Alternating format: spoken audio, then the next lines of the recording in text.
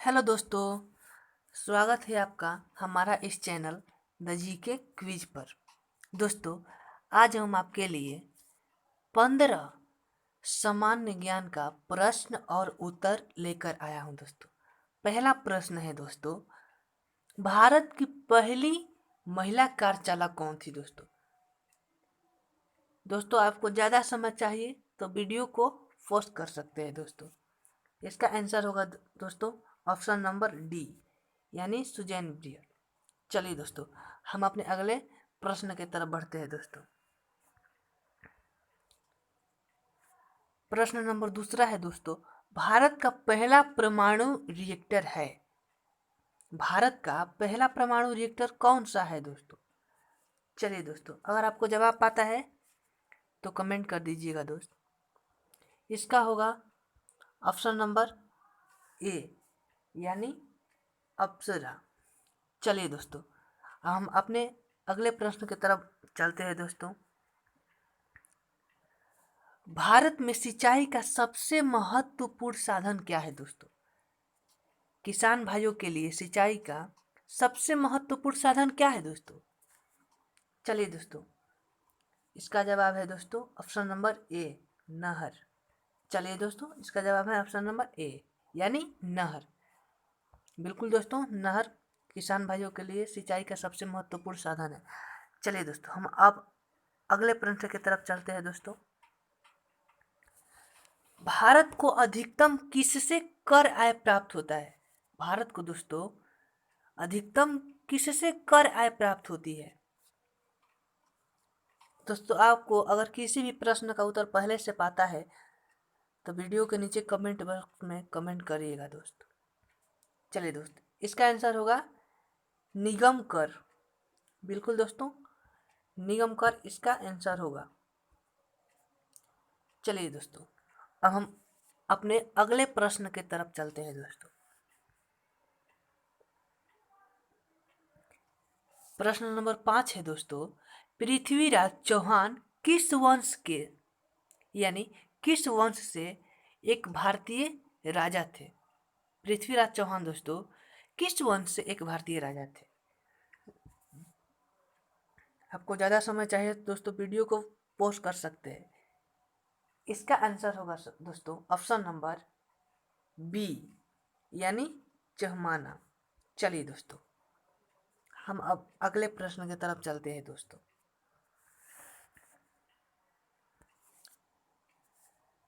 हमारा अगला प्रश्न है दोस्तों, शरीर की सबसे बड़ी ग्रंथि कौन सी है? दोस्तों जो हमारा शरीर है इसका सबसे बड़ा ग्रंथि कौन है? दोस्तों, चलिए दोस्तों, इसका जो आंसर होगा दोस्तों ये होगा ऑप्शन नंबर सी, यानी यकृत। चलिए दोस्तों, हम अब अगले प्रश्न की तरफ बढ़ते हैं। दोस्तों, चलिए दोस्तों, ये रहा हमारा अगला प्रश्न, अमीबा में भोजन का अंत ग्रहण किसके द्वारा होता है? दोस्तों अमीबा में भोजन का अंत ग्रहण किसके द्वारा होता है? आपको ज़्यादा समय चाहिए दोस्तों तो वीडियो को पॉज कर सकते हैं। इसका आंसर होगा दोस्तों ऑप्शन नंबर ए, यानी कूटपाद। चलिए दोस्तों, अब हम अपने अगले प्रश्न की तरफ चलते हैं। दोस्तों, ये रहा दोस्तों हमारा अगला प्रश्न, शरीर का तापक्रम कहाँ नियंत्रित होता है? दोस्तों, हमारा शरीर है इसका तापक्रम कहाँ नियंत्रित होता है? इसका जो आंसर होगा दोस्त ये होगा ऑप्शन नंबर सी। चलिए दोस्तों, अब हम अपने अगले प्रश्न की तरफ चलते हैं।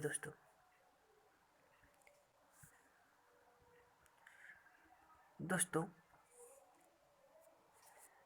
हमारा ये प्रश्न है 9वां नंबर, नई दिल्ली में स्थित लोटस टेम्पल, नई दिल्ली में स्थित लोटस टेम्पल की ऊंचाई कितनी है?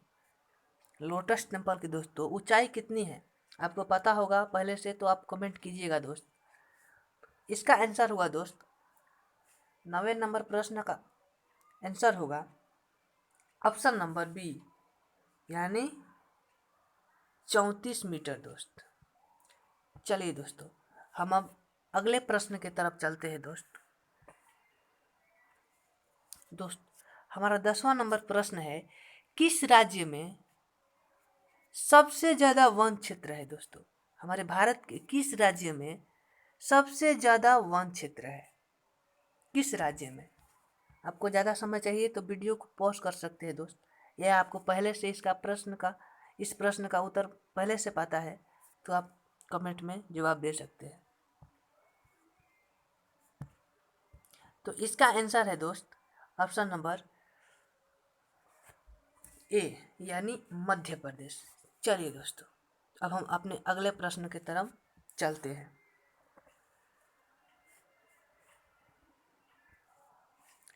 ये रहा दोस्त हमारा अगला प्रश्न, यानी 11वां नंबर। निम्नलिखित में से कौन सा भारतीय राज्य प्रतिशत के मामले में सबसे बड़ा वन क्षेत्र है? दोस्तों यहाँ पर राज्य प्रतिशत के मामले में सबसे बड़ा वन क्षेत्र है दोस्तों। आपको जवाब पहले से पता होगा तो कमेंट कीजिएगा दोस्त। इसका जो आंसर है दोस्तों ऑप्शन नंबर डी, यानी मिजोरम। चलिए दोस्तों, अब हम अपने अगले प्रश्न की तरफ चलते हैं दोस्त। दोस्तों ये जो हमारा प्रश्न है, भारत के किस राज्य में बोगीबिल ब्रिज स्थित है दोस्त? या है, कहने का मतलब है दोस्त हमारे भारत के किस राज्य में बोगीबिल ब्रिज स्थित है? इसका आंसर होगा दोस्त ऑप्शन नंबर बी, यानी असम। चलिए दोस्त, अब हम अपने अगले प्रश्न की तरफ चलते हैं दोस्तों। दोस्तों ये जो हमारा 13वां नंबर प्रश्न है, ये है, सुभाष चंद्र बोस ने सिंगापुर में दिल्ली चलो का नारा दिया था, आपको पता है किस सन में? चलिए दोस्त, आपको पता है तो कमेंट कीजिएगा। इसका जो आंसर है वो होगा ऑप्शन नंबर बी, यानी 1943 में। चलिए दोस्त, अब हम अपने अगले प्रश्न की तरफ चलते हैं दोस्तों। CAD यानी कैट का फुल फॉर्म क्या है, या पूर्ण रूप क्या है? चलिए दोस्त, इसका जो आंसर होगा वो होगा ऑप्शन नंबर सी। चलिए दोस्तों, अब हम अपने अंतिम प्रश्न की तरफ चलते हैं दोस्तों। ये रहा हमारा अंतिम प्रश्न। इसका आंसर आपको पहले से पता होगा दोस्त, कमेंट कीजिएगा। किसने कहा था तुम मुझे खून दो मैं तुम्हें आज़ादी दूंगा? ये आपको पहले से पता होगा दोस्त, तुम मुझे खून दो मैं तुम्हें आज़ादी दूंगा, ये नारा है। तो ये नारा किसने दिया था दोस्त? इसका जो आंसर होगा दोस्त वो होगा ऑप्शन नंबर डी, यानी सुभाष चंद्र बोस। सुभाष चंद्र बोस जी ने ये नारा दिया था दोस्तों। चलिए दोस्त, अब आपसे मैं विदा लेता हूँ। आप हमारे चैनल को सब्सक्राइब कीजिएगा और लाइक कीजिएगा, या अच्छा लगा होगा तो लाइक कीजिएगा, बुरा लगा होगा तो डिसलाइक कीजिएगा। चलिए दोस्त।